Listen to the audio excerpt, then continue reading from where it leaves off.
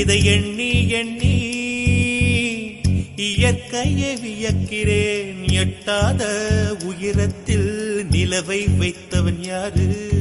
பெண்ணே